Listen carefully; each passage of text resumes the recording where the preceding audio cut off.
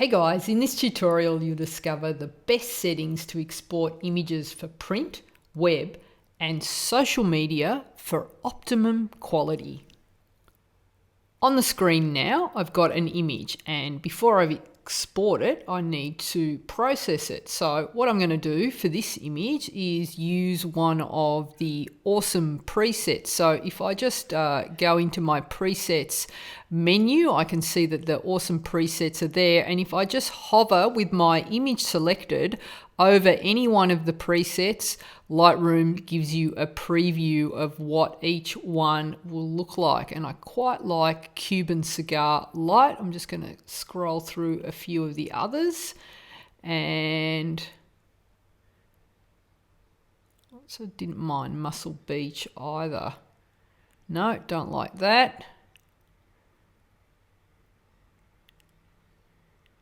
How's Morning Light? That looks not too bad. I think though I'm going to stick with Cuban Cigar Light. So once I'm happy with how my image looks, I can now go ahead and export it. So I come up to my Lightroom menu and I'm going to hit File and come down to Export. And once I click on Export, I get this little drop down menu here, and it's this right hand panel that we're going to be looking at because you've got all these different options. So you have a choice to, in this menu here, you can actually tell Lightroom exactly where you want the images to go. So whether that's on an external hard drive or a folder on your desktop.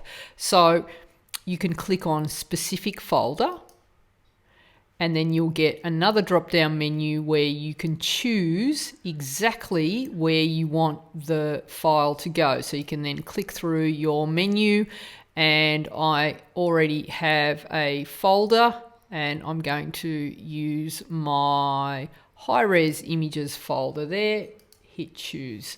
Okay, so I know where my image is going, and you've also got the option there to put it even into a subfolder there. And all right, so that's that first box.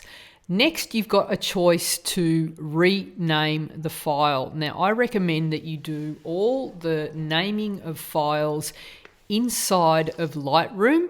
And when you're exporting the file, you export so you've got the raw files in Lightroom, so they'll have the .cr2 if it's a Canon, or .raw, I think, if it's a Fuji. So they have their own raw camera settings there. And so what you'll have when you're exporting is either a JPEG or a TIFF file. So I recommend that you keep the naming the same, but if you need to, you've got an option to rename the files, and so you can click there, and then Lightroom gives you all these different options. If you're going to name at this point, what I would recommend is that you add a custom name, but keep the original file number. So you might want to, so you'll have all the original camera numbers from the raw files, and you might want to name the front of it with the specific job name if you're going to rename it, and then there's some kind of consistency there. So you can click on that if you need to. The video obviously doesn't need to be touched. Now, file settings, and this is going to change depending on what it is you're exporting. So let's say for this image, I want to export it as a high-res file. So high-res JPEG. So I'm going to choose JPEG as an export preference.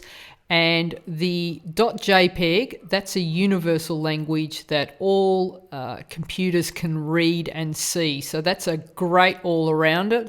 Don't use anything else unless you've been otherwise told. So there may be instances where the print place that are doing the images will request PSD or TIFF file, or you might want to export it as the original file. So if you have a raw file and you want to export it, you can use that original format there. So that's when you would choose original. Otherwise, JPEG is what we'll choose for this one.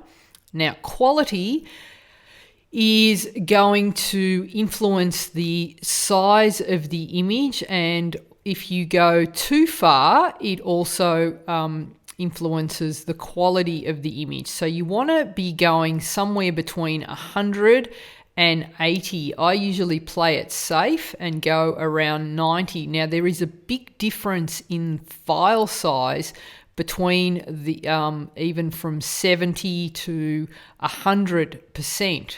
I want to show you what that looks like now. Now, just to give you a visual of exactly what's happening when we're talking about JPEG compression, is what's happening is that the software Lightroom is compressing all the information that makes up an image, and the more you compress it, the tighter that information is. And what that controls is the file size and the file quality. And just to give you a visual of how that looks, basically what's happening is that the compression, if you imagine your image is like a piece of paper, the more you compress it, the more scrunched up it's going to be. So at 100%, nothing is happening. At 90%, it's starting to just push it in and compress it a little bit. So it's trying to make the files smaller by compressing all that information. And as we go up to 80% compression, it's just compressing it that little bit more. And 70%, it's just scrunching it up a little bit more. And 60% a little bit more. And 50% a little bit more. And 40% more. We're scrunching up that information and making it smaller and smaller and smaller until the smallest the file can be is at a compression of 10%. So I want to show you how this looks in file size and also file quality. So if I take my original image now and I export it, and what I'm going to do is I'm going to export it at 100%, and I'm also going to export it at a compression of 90%, all the way through to a compression of 10%. So I'll have all these different files and I'll show you the difference. I go to the folder that those images have been downloaded to. I want to show you the difference in file size firstly. So the image that I exported at 100%, have a look at the file size, 7.7 meg, but you can see that the dimensions, 516 by 3744, okay, they're going to remain consistent, but what you're going to notice is there's going to be a huge difference in file size. So at 100%, it gives you the maximum file size as a JPEG, with these dimensions. So remember, as a JPEG with 100%, it still has some compression. All right, now let's compare that to the 10% compressed. All right, so have a look at the file size there. It's only 334K. The dimensions are the same. The difference between the no compression and the highest amount of compression is that you get a difference in file size and file quality. So we go somewhere in between, like a 50, you're going to get a slightly larger file size. everything else stays the same. So it'll still have the same number of pixels, but what you'll see happens is if we bring up the original files, so let's have a look at the file at 100%. So I'm zooming in at 625%. So that's it there. You can see that there's grain, but I'm not seeing any pixels. If I compare that to the compression at 10, okay, that you can see all of the pixelation. So you can see where the deterioration, and there's also color shifts going on. So what's happening is as you're compressing that file more and more and more, you're starting to get more pixelation happen. So having a smaller file size, more compressed, comes at a cost of a deterioration to the file. So what I've done is you can see at 50 compression, there is still a little bit of deterioration when I compare it to that 100 compression. So I can see grain at 50, it's starting to pixelate. So it starts to look good at around 70. So you can see that when the difference is quite minute, then you could probably get away. And as I say, I ideally work between 80 and 100. I will compromise file size. I like to have slightly more information in there. And I just want to bring that folder back up so that you can have a look at the difference between a full-size JPEG, 7.7 meg, compared to at 70, 1.6 meg. So if you're trying to upload a couple of hundred files, that's going to save you hours. And also at the other end, it's going to save the client hours. So I find with a lot of my TV clients, they like the JPEG file when it's unopened is compressed so that it ends up being around 2 megabyte in size, and that makes it easy for them to email those files around relatively quickly. And so that works out at something like an 8 compression works for that. That gives me about a 2.5 megabyte file size. And so in case you're getting confused by this, this is the file size when the image is not opened. Once I open this image in Photoshop, you will see that it's actually the complete size. So it's just this is just referring to the compression when it's attached as an image. So remember I showed you that visual of it getting compressed like a piece of paper. That's just what's going on. So if I open any of these images and I go to image size, you can see that it's actually a 60.2 meg file. It's just that the compression is different, and I can do that on any of them. If I check the compressed at 10, image size, it's still 60.2 megabyte as a file that's open, but it's just that the quality is different. So that's what you want to weigh up when you're choosing that, how much to compress your images when you're exporting them in Lightroom. All right, so the next setting that you want to look at is this one here called color space. Now you've got a number of choices here. You've got sRGB, display, P3, Adobe RGB 1998, and ProPhoto RGB. And then if you wanted, you've got a whole host of others that you can download if you need to. So what exactly is the color space, and what does it do, and how does it influence how your images look, and which should you use and when? So to have a look, to understand that, let's have a look at what those three main players are. So in the color space, you've got sRGB, Adobe RGB, and ProPhoto RGB. And these are the three main ones that you hear about the most. So put simply, a color profile, it's like a universal language so that all the colors in an image look the same across different devices or printing formats. So the color profiles, they'll vary by the range of colors they represent. So you've got sRGB, that's got the smallest color range, and then you've got ProPhoto has the largest color range, and then Adobe 1998 is somewhere in the middle.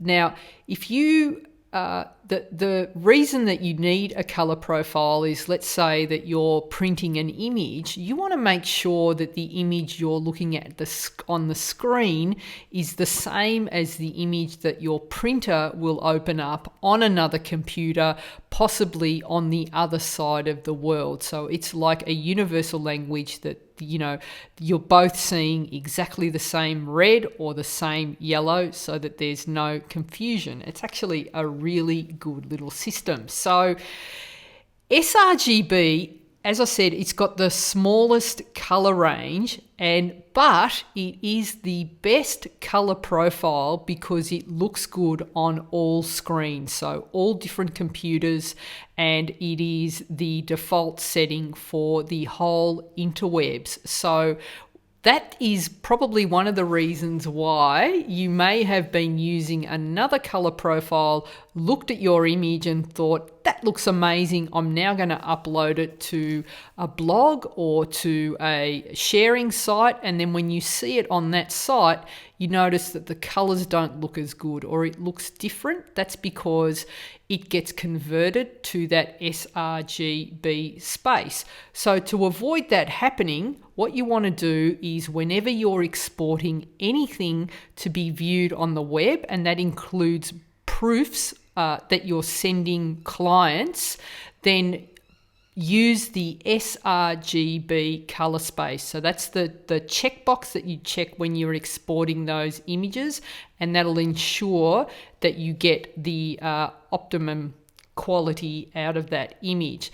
So you can see on the screen when I've got these three side by side, basically sRGB gives you the smallest amount of colors.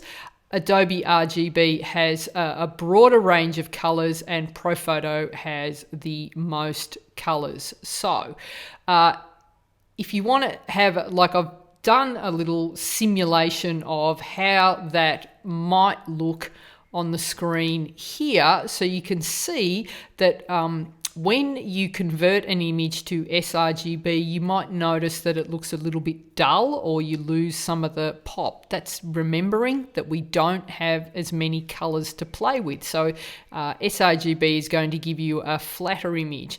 Adobe RGB, you can see that as we transition to that space, you can see that the colors are brighter. You've got a greater tonal range, the image pops, and then in ProPhoto RGB, it pops again. So you've got like a brighter, more colors, more tonal range. So within the red in ProPhoto RGB, you're going to have, like, you know, thousands more tones of red compared to sRGB, which will have fewer tones of red, so you get a not as poppy an image. So that's the difference there. So as a general rule, when I'm exporting for web, sRGB. When I'm exporting for print and high res, I export in Adobe RGB, unless my printer directs me to do otherwise.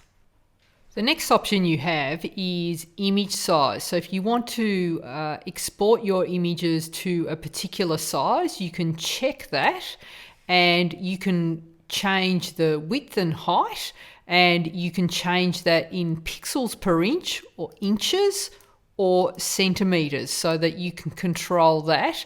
You can also just get Lightroom to have a particular size for the long edge only, or you can make it for the short edge only. So you can, again, set that in pixels, inches, or centimeter. So you've got all of that, or you can limit the size to a fixed amount of megapixels, which is what you want the image to be, or a percentage of the size. So let's just say that you wanted all the images resized to 50% of the original. Well, you can control that here in the image size. So going back to when I'm resizing for the different options that I might have. So I have, when I'm resizing something, a full-size JPEG, I don't touch this at all. I will not change the image size. If I'm sending something out for email and it's, say, a proof or low-res export, then I set the image size so the longest edge is 500 pixels high, and I have a resolution of 72 dpi and ppi, sorry, 72 pixels per inch. And it is the pixels per inch when you're sending something through the web that you want to keep this low, because this affects the load time and the send time of your image. But the good news is it does not influence the quality of your image, because all images are viewed on the web at 72 pixels per inch. So anything going online, that includes Facebook and Instagram, you want to have that scaled to 72 dpi. So for a web quality image, I've got that set to a long edge of 500 pixels. If I'm exporting for Facebook, I set my long edge to 2048 pixels at a resolution of 72 ppi, and that is the optimum setting for Facebook. And I've also got that sRGB color space. If I am doing an Instagram export, again, that color space, sRGB, resolution 72 dpi, and I have my long edge to 1080 pixels.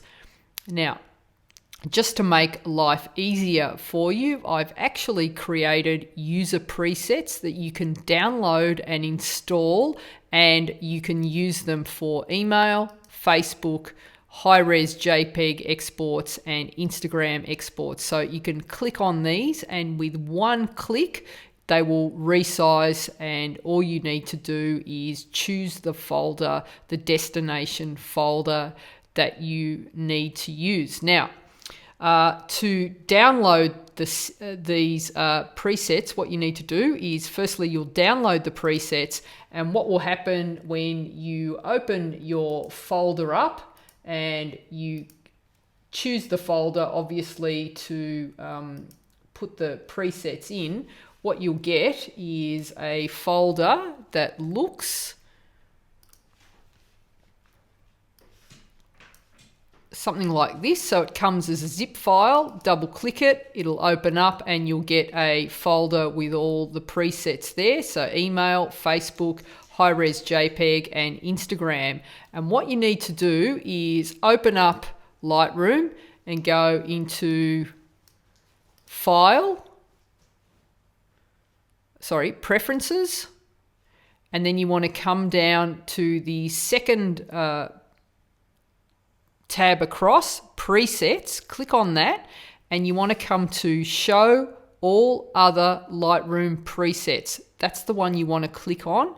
Click on that, and you'll get another dialog box, okay, and it'll have Lightroom, and what you want to find is Export Presets. Okay, you'll click on that, and then you'll come to User Presets, open that, and that's where you'll transfer your user presets.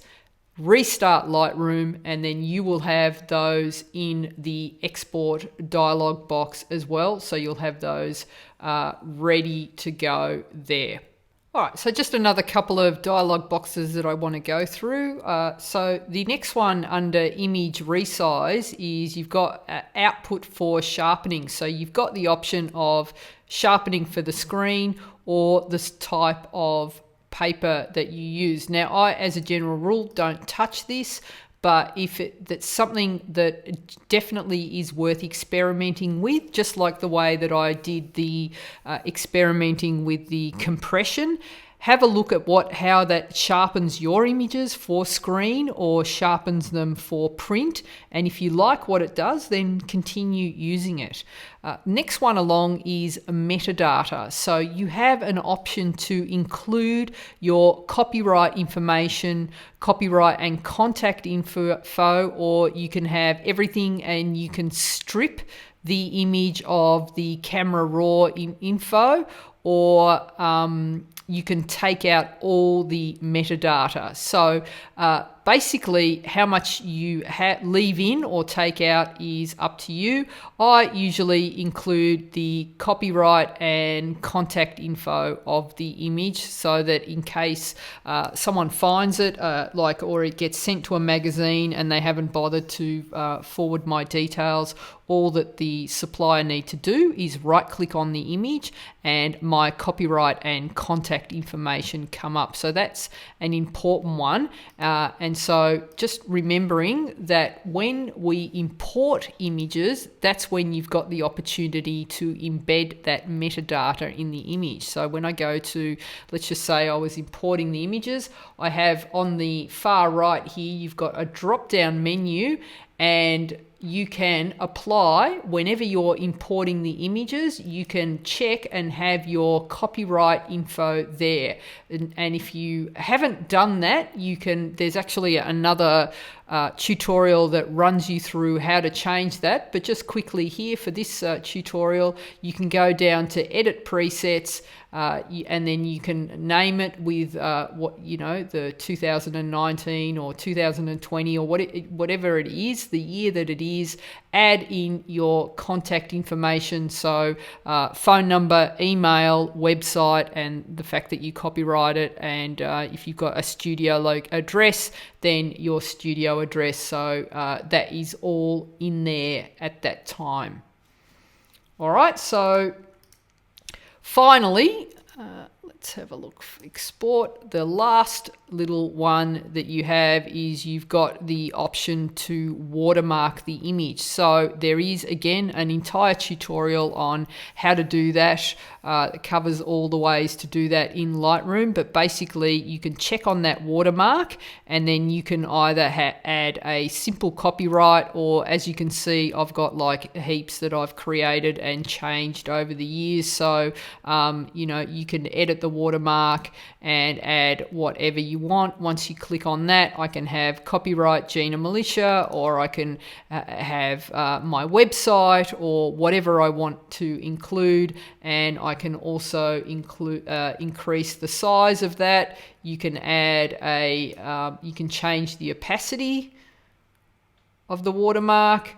Or if I wanted to, I could add a graphic, which would be, I could have my logo that I could add over the top. I could put another photo over the top. So you've got like lots of options. You can even change the font of your watermark.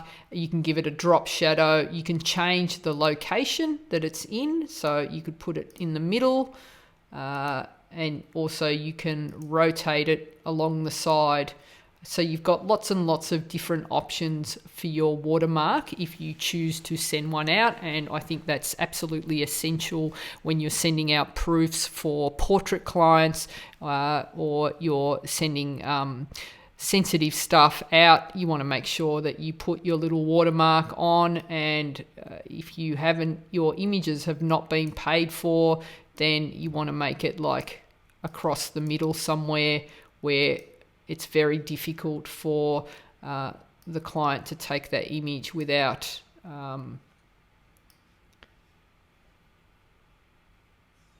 you knowing about it. All right, so and then that's the opacity there. So you might want to ghost it a little bit so people can still see the expressions on faces, so that they can choose images but they can't really do much with them. All right, and so that's it.